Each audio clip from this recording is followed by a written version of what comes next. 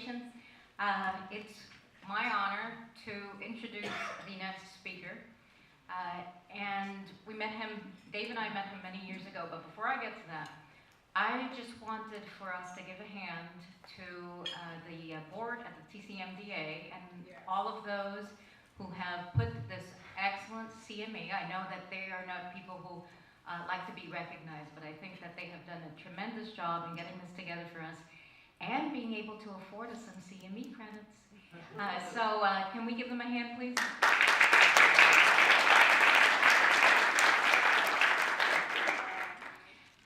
So our next speaker is Justice Paul Newby. We met him about a decade ago.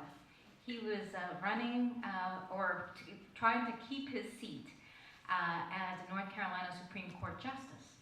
And if you had been around back then, and there was a very catchy little phrase, and it was Scooby-Dooby, vote for Newby.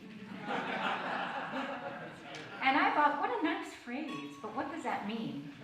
And well, he explained what it meant and what the judicial races were and how important they were. And he went through, in about a 10-15 minute talk, the Supreme Court, the state Supreme Court, the appellate court, and the district courts, and why they were so important to our state and to the future of North Carolina and each individual state.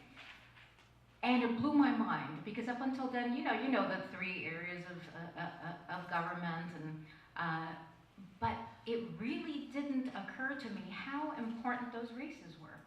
And so I did some studying and finally understood the importance of being involved, not only in a spiritual realm, but also in a political realm.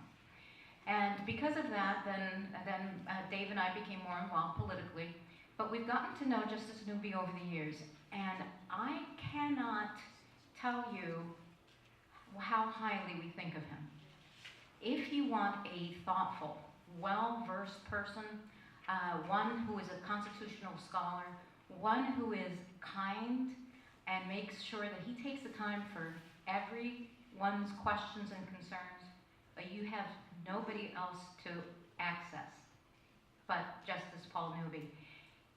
If at the end of the talk, you have any questions for him, if you'd like to get involved in what he's doing in North Carolina, I would ask you to access him, because he is a very approachable person. But the other important thing for us as Christians is that he is the sole conservative Republican that's left in our North Carolina Supreme Court at this point. We must keep him on our Supreme Court. We must add more Christian conservatives, so we should be praying every day between now and 2020 and then thereafter, so that we have more men and women who love the Lord and want to do what is right, to keep North Carolina a God-fearing state. So without much more ado, I present to you Justice Paul Newby.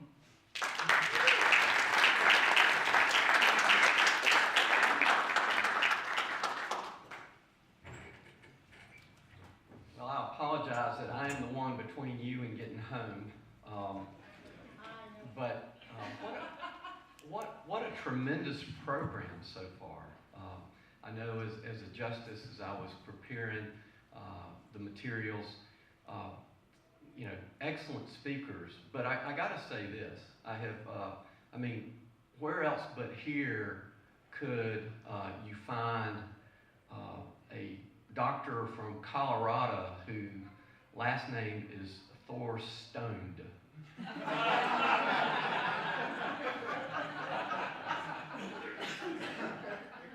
I'm sure you've heard that before, just like I've heard, oh, your last name is Newby. Are you trying this for the first time?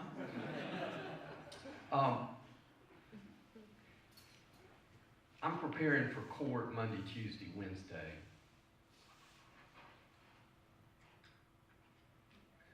And most of our criminal cases will begin like this. After drinking and using drugs with his or her friends, then some mischief occurred. As I tell folks, I'm not going to say that drinking, that folks that drink commit crimes. I will say folks that commit crimes, generally speaking, and particularly the violent crimes, have been drinking and or using drugs. We had a case several years ago where these two best friends, since like they grew up together, they were in their 70s, and somehow they thought drinking and using drugs together was a good idea to celebrate a birthday, and they ended up shooting each other. Why do folks treat each other the way they do? We as a society, how do we address these issues? We've heard three very informative and practical presentations. And I'm trying to think how precisely the judicial system fits. So I want us to think about what do we expect from our judicial system. And I'm going to talk a little bit about what's going on there with regards to the opioid crisis. And then I'm going to talk about a few innovations that are going on. But this is an issue, certainly from a public policy perspective, we've got to have interdisciplinary input. We have got to have folks like y'all. I so appreciate Dr. Clater and his involvement for such a long time as we as a culture, as a state, try to figure out how do we address these things.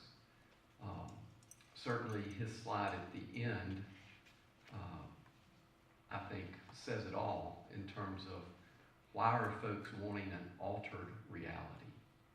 But I want to start, okay, with our judicial system. As Dr. Stein was talking about, we do have three branches of government. It's interesting that more people in the United States can name the three stooges than the three branches of government, okay? Our state constitution since 1776 has said a frequent recurrence to fundamental principles is absolutely necessary to preserve the blessings of liberty. And that certainly, I think, is a good foundation for our consideration of what the legal system is supposed to do. So, for 99% of the history of the world, people with power told people what their rights were, and people accepted or died. And the most relevant the most recent example of those types of where people in power tell citizens what their rights are would be North Korea, where 4 years ago they executed 87 people for having one little small portion of Scripture. Took them out, publicly executed. We, the government, tell you, the people, what your rights are. You don't like it, you die. So in 1776, we had to ask ourselves, from whence cometh our rights? Do they come from King George? Well, we sent Benjamin Franklin over there to try to figure out if King George would recognize our fundamental rights. But ultimately, we drafted this document that was an explanation to the world of why we, the people of the United States, or at that time the 13 United Colonies, why we believed our claim for freedom was legitimate on the world stage. Jefferson put it this way: we hold these truths to be self-evident, that all of us are created equal and endowed not by a government or a constitution or a Bill of Rights, endowed by our Creator, endowed by God with certain inalienable rights. Life, liberty, the pursuit of happiness. And government is instituted among us to protect these fundamental rights and freedoms. So as we look at our governmental system, where we have the legislative and executive and the judicial branches, each with a very specific role, we have to appreciate what is the role of each in protecting life and liberty and pursuit of happiness, which is actually property. When we realize that every public policy decision takes away, when government acts, individual freedoms decrease, okay? best example of that is recently I was in line at the airport, snaking my way through for the most invasive governmental action on my person. And asking myself, do the other folks in line appreciate that they are making a trade-off of fundamental rights? And what is that trade-off? Well, that trade-off is a liberty interest for the government to stay away from me, for life or the threat to life, which has to do with the terrorism threat that we have today. I was reminded in 1969 as a Boy Scout, 14-year-old Eagle Scout getting on my first airplane flight. Orville and Wilbur met me at the Greensboro airport, and we tried to get down and get the biplane up, and it was an Eastern Airlines jet. I got on the airplane. My mom, my dad, and my brother got on. They didn't have tickets. Nobody cared. They just wanted to be sure I made it to the right place. Did I have matches? Yeah, I had a whole bunch of matches. Going to be gone for 2 weeks in the woods. Didn't like sushi, wanted to cook my food. So yeah, I had all kinds of matches. Did I have a knife? No, I had a bunch of knives. I was going to trade with a bunch of Boy Scouts from all over the country. And frankly, truth be told, I probably had a hatchet, because when trees fall in forests, they don't fall in little fireplace links. You got to cut them up. Nobody cared. Individual freedom high, government power low. And then, of course, we had 9/11. But as I'm walking through this line, getting ready to be whatever, and y'all know a whole lot better than I do how healthy it is for us to go through those machines, I asked myself, are people in this line appreciating that they're trading off liberty interests for their protection, so the government has more power to protect, okay? But what happens when that threat, Lord willing, goes away? What happens when we no longer have a terrorism threat? Do we think every one of those employees at the airport are going to go, threat over, here's my resignation. Y'all don't need me anymore. Only if we, the people, appreciate that. Jefferson said we needed a revolution every 20 years because people don't think about liberty to the extent that Patrick Henry says, give me liberty or give me death. Or John Moore, on February the 27th, 1776, put his life, his fortune, his sacred honor on the line, as he was the first casualty of the Revolutionary War in North Carolina at the Battle of Moores Creek Bridge. Certainly, as I go around and I do civic education, I'm aware that the foundational ideals that I've just talked about, that our rights come from God, that we the people tell the government how much government power it actually has, and we regulate that government. Certainly that's an important foundational understanding for all of us as we then step into the public policy arena with regard to drugs. It's very important that you appreciate the legislative role in making the laws, certainly as it is done with the STOP Act. Every legislative session, there are bills introduced to further legalize drugs in North Carolina. And here is the statistic. 5 years ago, 50% of the people of the United States wanted marijuana legalized, 50% didn't. Today, for the first time, that number is 66%. 66%. Now, this is a national survey, not a North Carolina focused survey. But we need to understand, as mainstream media continues to support in its primetime shows recreational use of marijuana, that those pressures will continue. Recently, the General Assembly has allowed there to be hemp, the legal growing of hemp. And certainly a lot of people argued, well, that's just one step closer to legalization of marijuana. I don't know. I'm not here to comment on public policy. I'm here simply to report the status of things that are going on. Yesterday, so as we look at the judicial system, what do we expect from the judicial system? All right, a couple of your words, Doctor, I was looking for truth and justice, all right, in your words up there.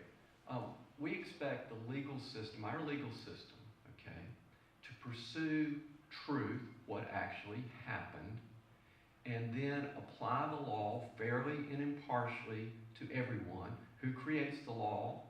Not judges, at least not good judges. When judges create law, we call that judicial activism, bad, okay? Judicial restraint, good.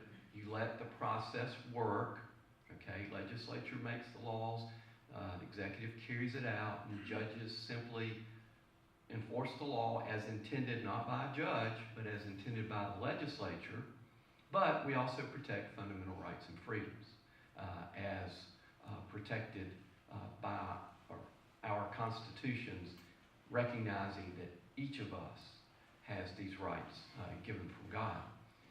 So when we think about situations getting to the legal system, okay, that's bad for everybody from a societal standpoint, okay?